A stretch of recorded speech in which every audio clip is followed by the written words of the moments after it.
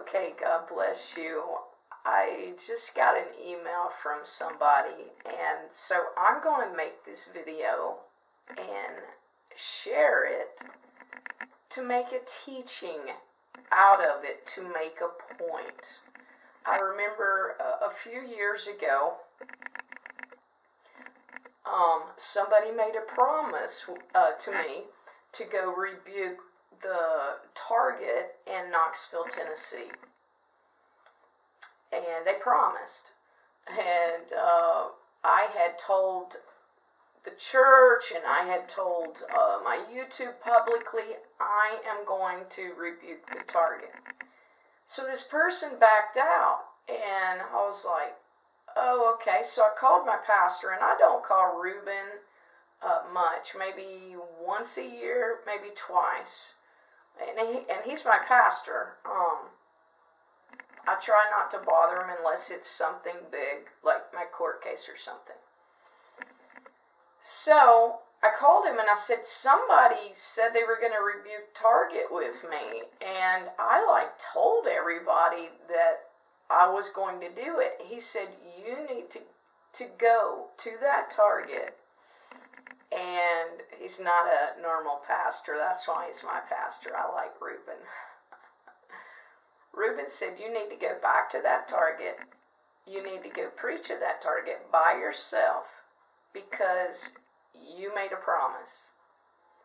And you need to make a teaching out of it.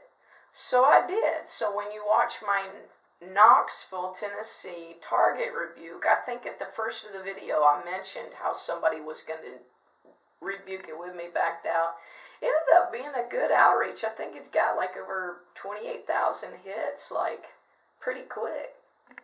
So anyway, I said that to say I am going to make a point, okay? Because I do mentor people, and I think that there are people that are here because they want to grow and learn from some of the things that happens to me. I just made a video on my #1 pet peeve is Christians giving me unsolicited advice. That means I did not ask you your opinion. That's what that means in ghetto, low IQ terms, if I need to say it like that. That means if I don't ask you, then I'm not asking you what you think or what your suggestions. I'm not asking you. And I know that bothers some of you, but I don't care. I don't ask your advice, so why does it bother you? I won't take your advice. It's something you need to deal with and get over, okay? I have friends, and if the truth be told, I don't want many friends. My mother said to me at Christmas, my mother's in her 80s, my mother said to me at Christmas, Angela, you don't have many friends. You have contacts. And I was like, wow, that's some heavy words coming from Mom. Because moms, they typically know what's going on with their kids. But she's right. And I have chosen to live the way I live.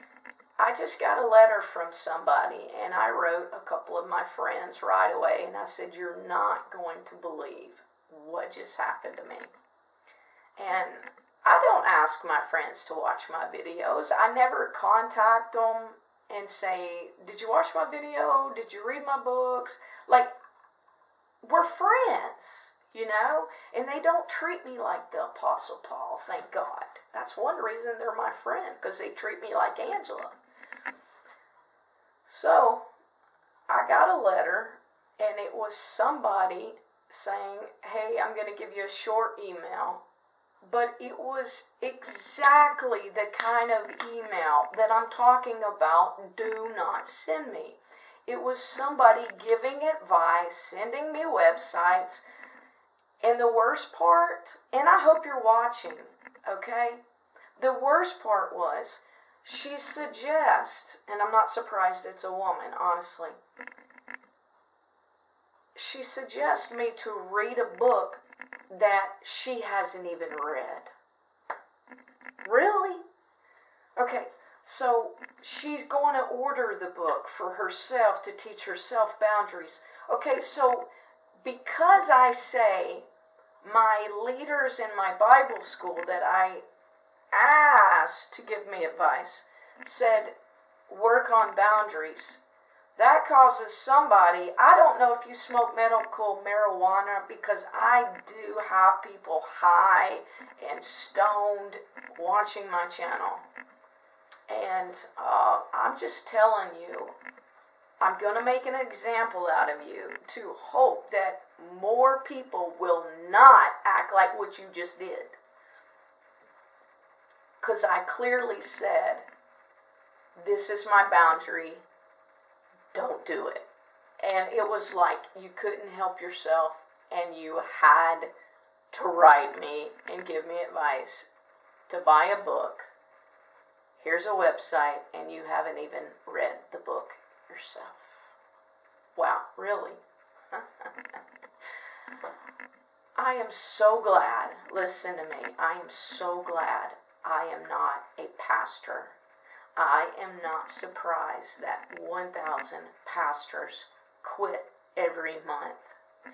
You know, people like to preach. They like to see fruit.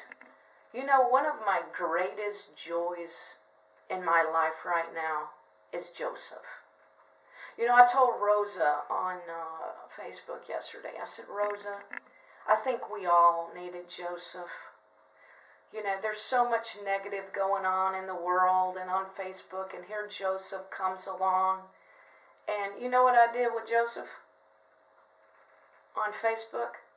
I handpicked people that were not annoying and said, Joseph, these are people I approve of. Okay? But I didn't send everybody to him because I want him protected by people I think walk in wisdom.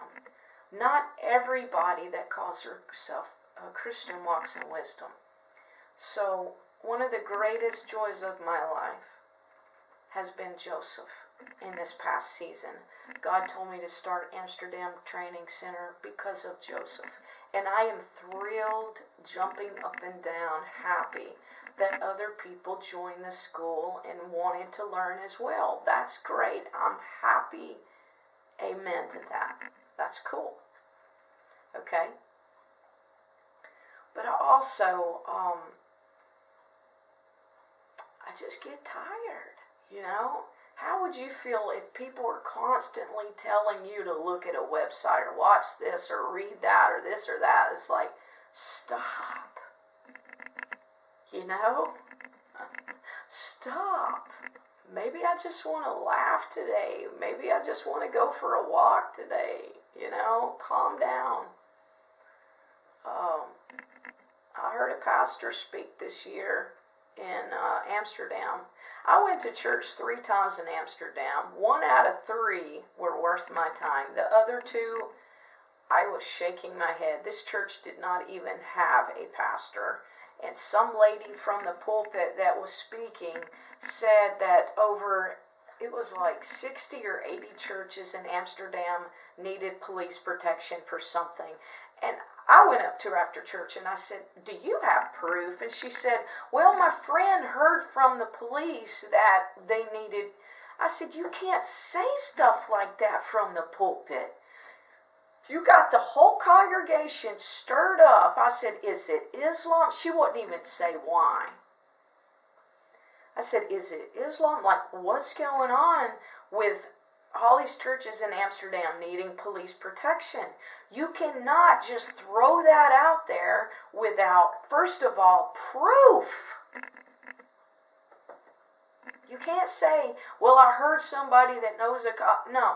Okay, so I say that there are a lot of things going on in the Christian world that make you want to pull your hair out. I get that. I've been in church my whole life.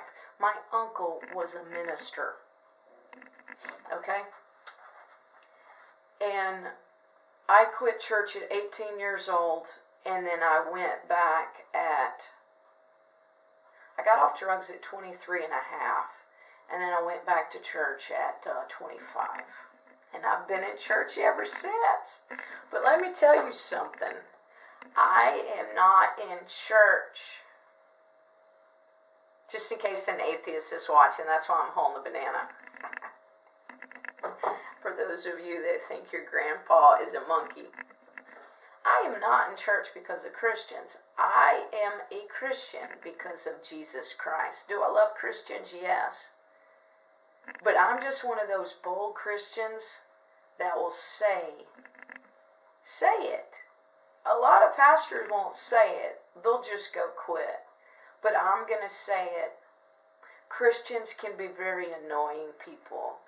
And I'm trying to set boundaries. Please do not send me advice of any kind. Please do not send me videos to watch. Please do not send me books to read, especially if you hadn't read it yourself.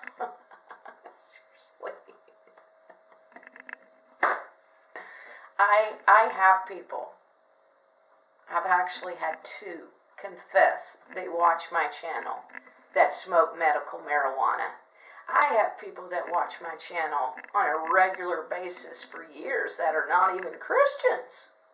So, I'm sorry we had to have this family speech today, but I love the ministry. I'm trying to set boundaries. So please, if you want to go give somebody advice, contact Joel Osteen, okay? Or Paula White, contact Donald Trump, maybe Hillary Clinton, and Kenneth Copeland. Find somebody else, not me. God bless you.